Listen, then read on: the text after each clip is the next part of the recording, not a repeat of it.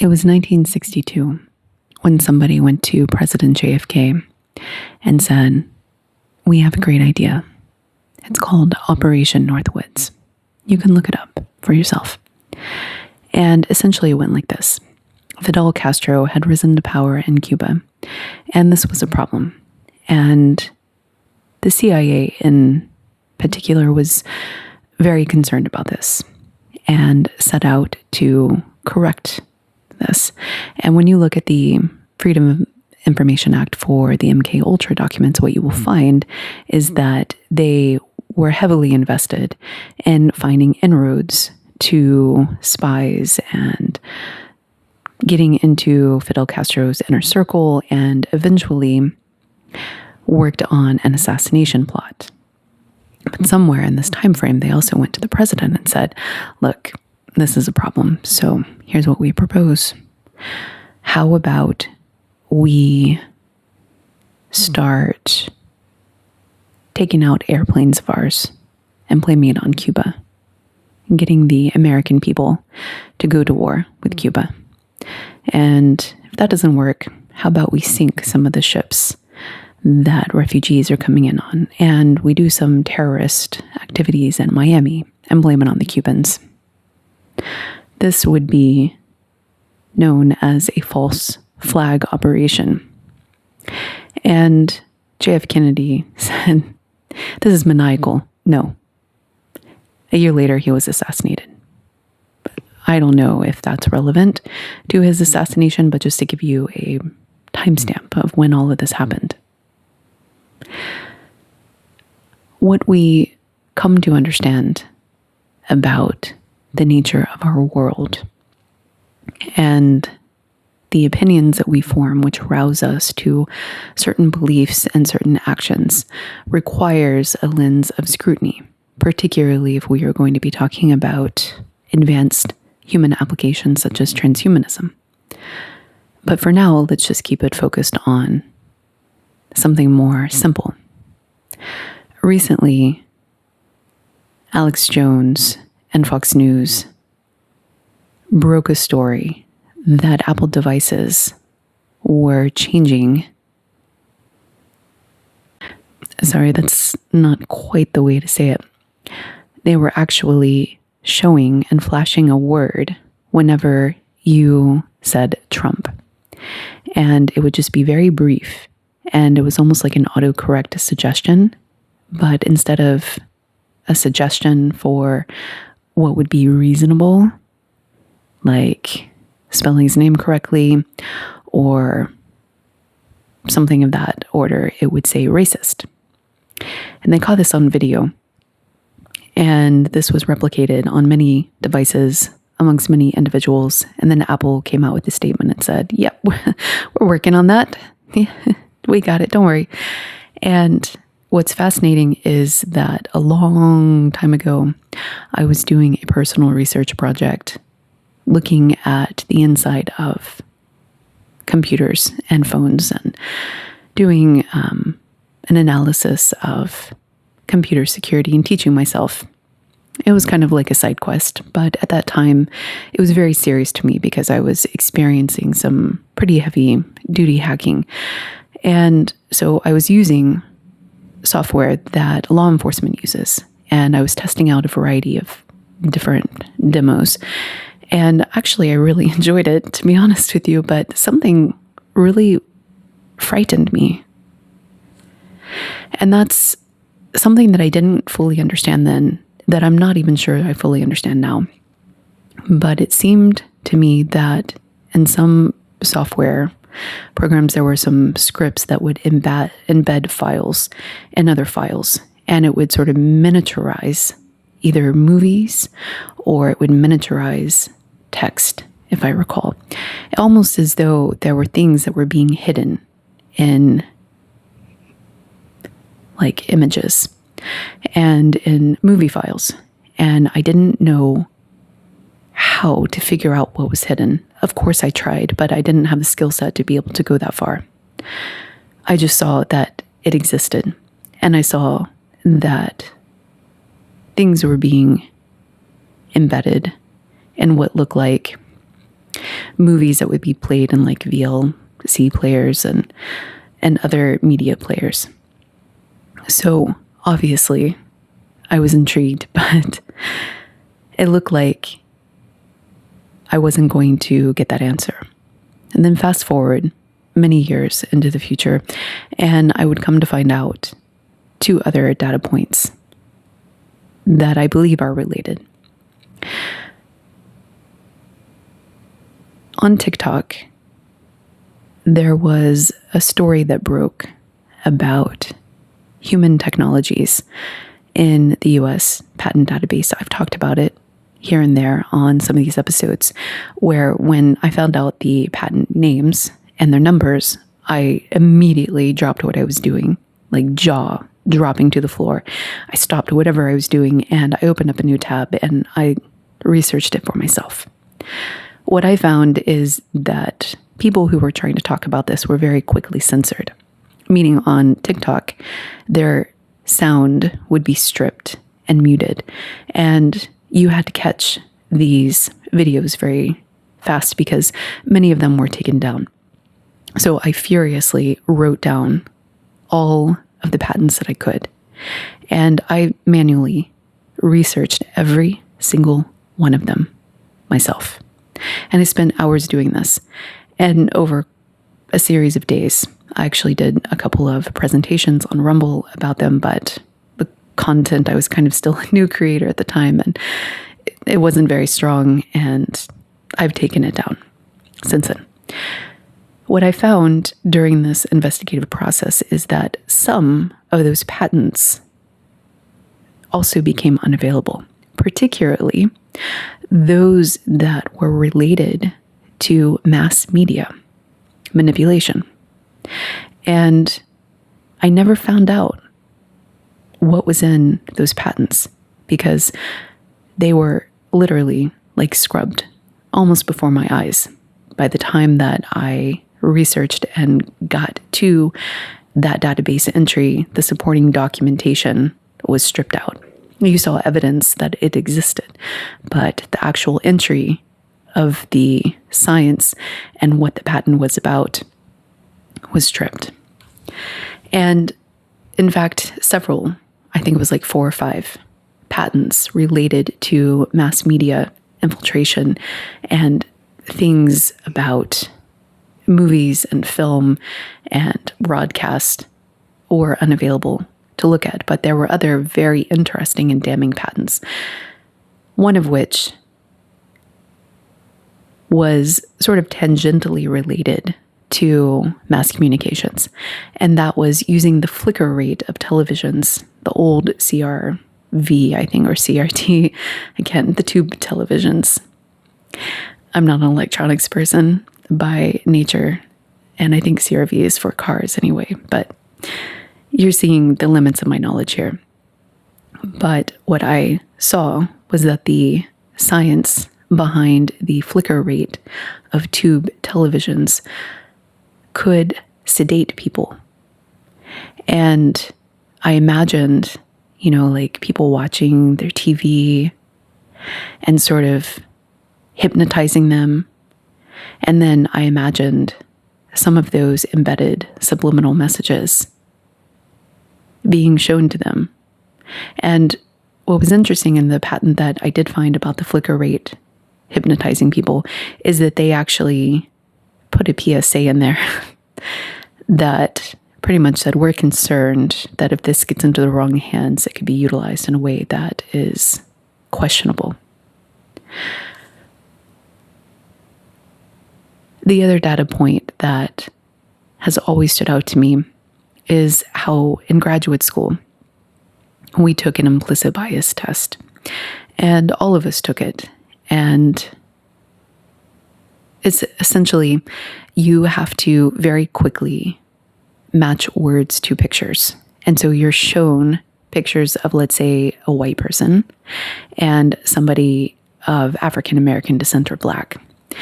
And then you'll have to like click on a word that says like evil, and you'll have to match it to the picture really quickly, or good, or kind. And if you have implicit biases, then when you go as fast as possible, what you're going to find is that you always associate the negative words to the person that you are biased against. And this reveals any sort of lingering subconscious inclinations that you might have that you might not be aware of it, because you might not identify as being racist. There are many variations of this test, by the way, but this is just one of them. And so in your mind, you're somebody that's an equal opportunity employer, but actually subconsciously you harbor these fears or resentments towards a particular race. And something that was interesting to me at that time was how one of our classmates, and I won't share their name, was surprised because she came up as having one of these biases, and she was confused because she's like, I'm not racist. And then so we got to discuss it as a class of how this influences our decisions. And when you have somebody sitting across from you at a job interview and you're the person giving the job, then if you're not aware of these biases, then you will select in favor towards a race that you hold in higher esteem, and you won't be aware of it. You'll make all of these justifications and rationalizations. And the NIH has shown this to be true, where if you have identical resumes and you have different names on there, like John Smith, sounds like a white guy, right?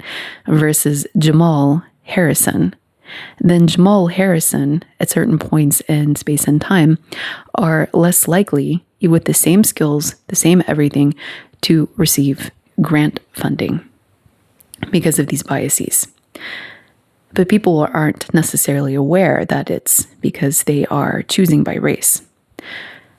And what's interesting is that I coached gifted and talented teens and adults, and one of my clients was a person who I gave this test to. And they demonstrated a conscious understanding of implicit racism. And they were minority themselves, so they were well positioned to be able to speak about this from a personal level and from their training, from their school and their parents and their experiences out in the world. And what they perceived is that inverse racism was starting to be a thing. And they were also a much younger generation. And I'm always curious how these trends will shift over time. It's like, are we born innately racist? It turns out that we're not, and not everybody is racist.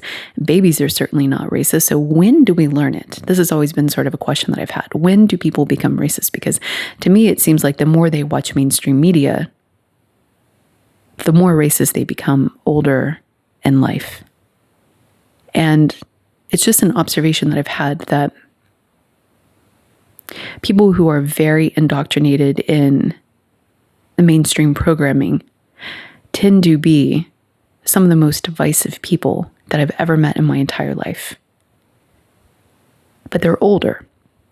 So this person that I was working with was much younger, and their general perception of things was racism is pretty much not a thing anymore. And if I encounter it, it's actually from my Black peers that are angry at white people, but even then it's not as pronounced. It's like one person that I know. Again, this is an N of one. I'm not trying to extrapolate and say that this is relevant for everybody, but I'm sharing an observation that I have with you that I find interesting. When they took that test, subconsciously, they agreed. There was virtually no racism in there. And if there was, it was slightly biased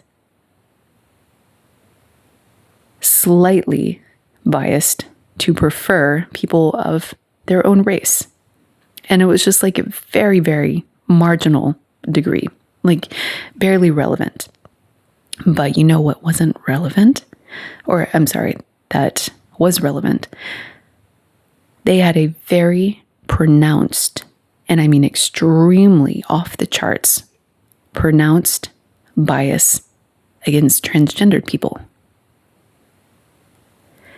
And I thought this was so interesting because with our culture and with the time that we're in, we are seeing this issue come to light. And this is like the modern day issue, right?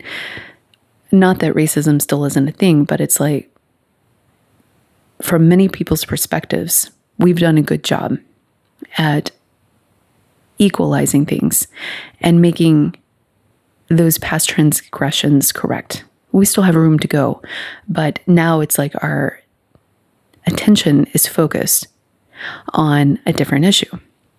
Where do these issues come from? And how do they pop up? Well, let's go back to Trump and sublimation. Because for a long time, I have wondered if humans are actually a lot more docile and friendly than we are led to believe. And I've wondered about this sort of collective programming and sublimation, and encountering the actual potential scripts that run that perhaps, again, that could be unrelated, but my thought at that time, and especially after reading the patents where this technology was feasible, it seemed to me that there were many patents actually that were interested in hypnotizing people. And when you look at the MK Ultra documents, what you'll find is that there are several projects that were specifically designed to hypnotize crowds, and crowd control was a predominant theme. And many of these projects, it's all out there for you to see. You can literally find it yourself and physically see the documents. It's wild.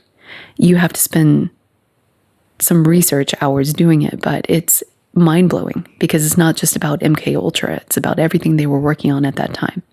They actually built special speakers to hypnotize people. They put, this was in a patent, not in the MK Ultra documents, this part that I'm about to share right here. They actually released a patent, I believe it was in the 80s, maybe the 70s, where they were testing out hypnotizing people during shopping experiences or reducing theft and other crowd control measures. So this isn't like a one-off research project that people were interested in at that time. This is like, there were several lines of research specifically designed for crowd control, for mass hypnosis and manipulation through a variety of different means. Music, sound waves, even getting information about people's brainwave activity while they were watching something from a personal computer. Your home computer. There are patents designed to release software that communicates to a server remotely about your brainwave activity. And it's not just passive, it's two-way, meaning it can manipulate how you feel and how alert you are and how physiologically aroused you are, and more. It's, again, out there for you to see. So now let's go back to Trump. If there are any sort of subliminal messages that are being shown to people, then we would expect to see evidence of them. And if, for example, somebody is trying to convince you that Trump is a bad guy, I'm not being political here. I'm not sharing my opinion. Your opinion is your opinion. I'm just sharing with you what is factually demonstrated Whenever you try to voice text and you say Trump, it will flash the word racist. And this is a, quote, glitch that Apple has confirmed. So imagine for a moment that you're a child born into this world and you learn while you're here who to hate, who to support, and what you think about them. And you learn how to vote for them, vote against them, or potentially harm them.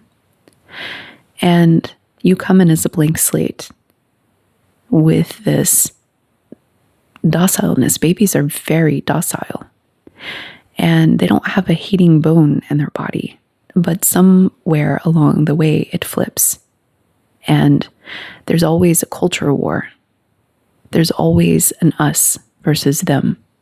And in the past, it was predominantly racist. But now it's shifted. And now the fear that's been entrenched in young, at least one person, is anti-transsexual. Almost as though the horror, the audacity, now far exceeds any race issues, any women's rights issues. It's almost like there's a repeating cast of division. And there's always somebody that is being brought up while the rest are being indoctrinated, perhaps, to resent, to fear, to want to fight.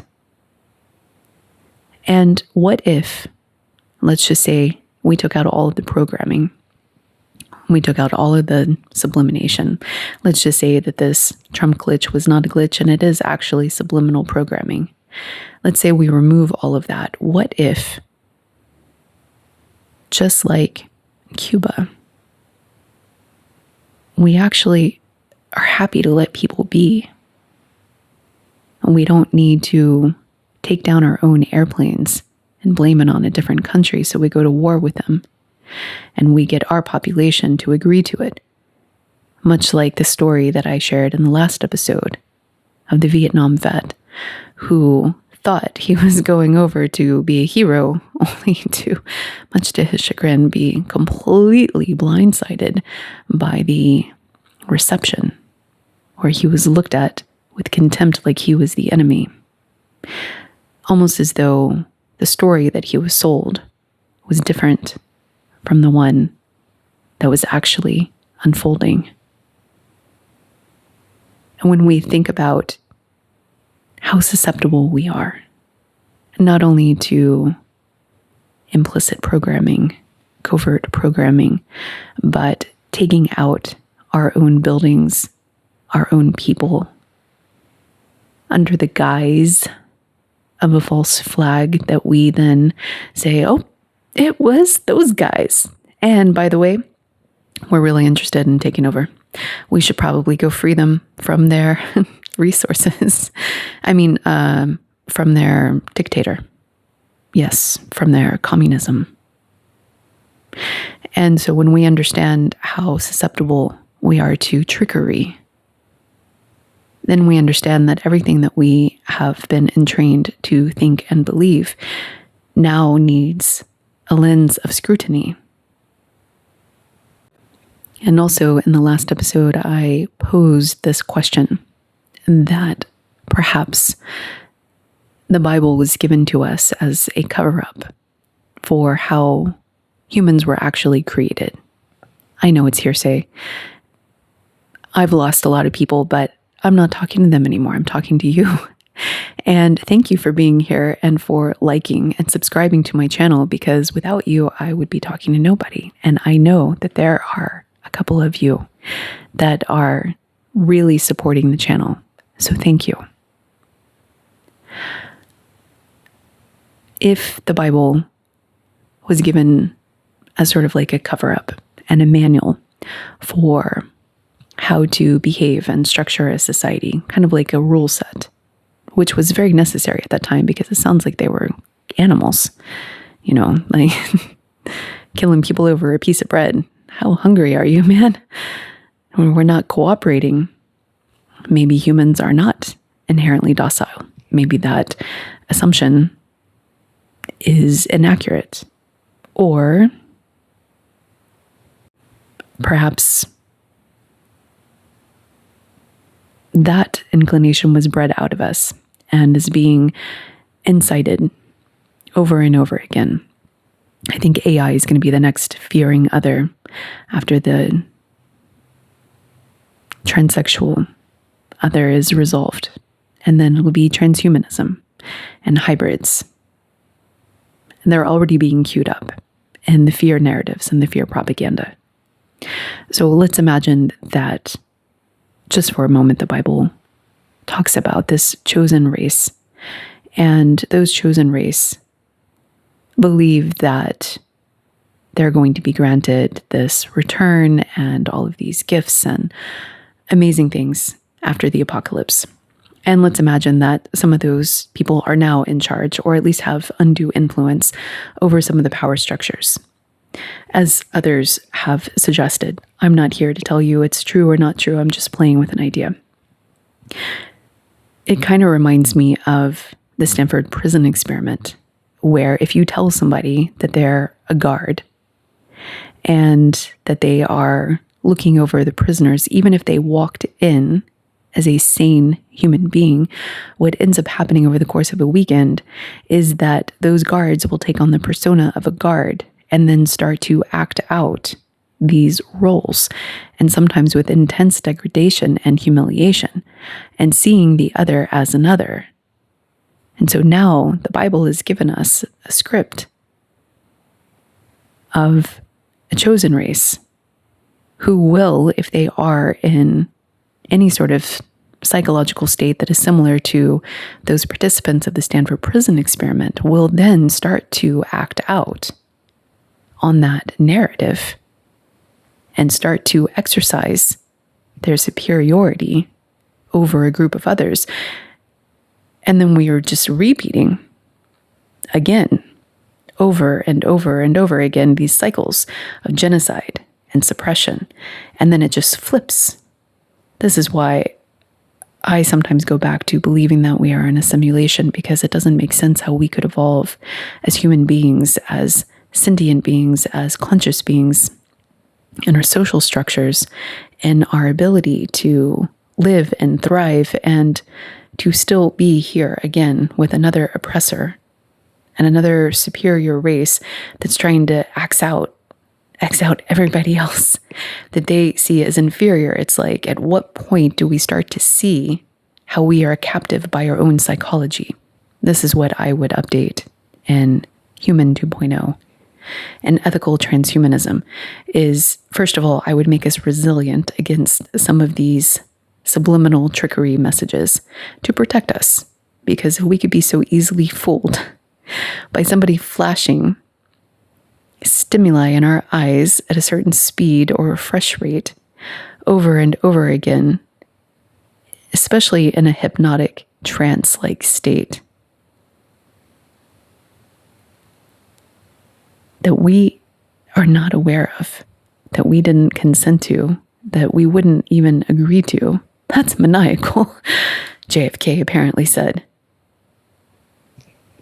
He should have been able to say exactly what he thought without repercussion. And so if we are that deluded by our own physiology, biology, and psychology, then we need an upgrade to protect ourselves. Because imagine that another species comes along and they know this, then we're beholden. It doesn't matter if you're the top chief of that hierarchy. If you're human, you are still susceptible to this. And we should always be able to unpack where certain belief structures came from. And if we are consciously driving our avatar, Why would we have subconscious subversive beliefs that are acting against our interest and our intention that have been put there by somebody else, which ultimately is perhaps, just hearsay, designed to create division, chaos, strife, turmoil, rage, and culture clashes or wars? Can you imagine being so evil to create a war for your own interest, your own wealth, your own exploitation, but to tell everybody else is for something else, and send those young men to die for that? And if they don't die, to get mutilated, to have their life shattered, their psyches broken, locked in a prison of PTSD, trauma, not able to fully integrate into an intimate relationship again, to feel love and safety and security because of what they experienced? And for what? For a false flag? And you're telling me that we can continue like this? And that we don't need an upgrade in protection to prevent us from being hacked like this?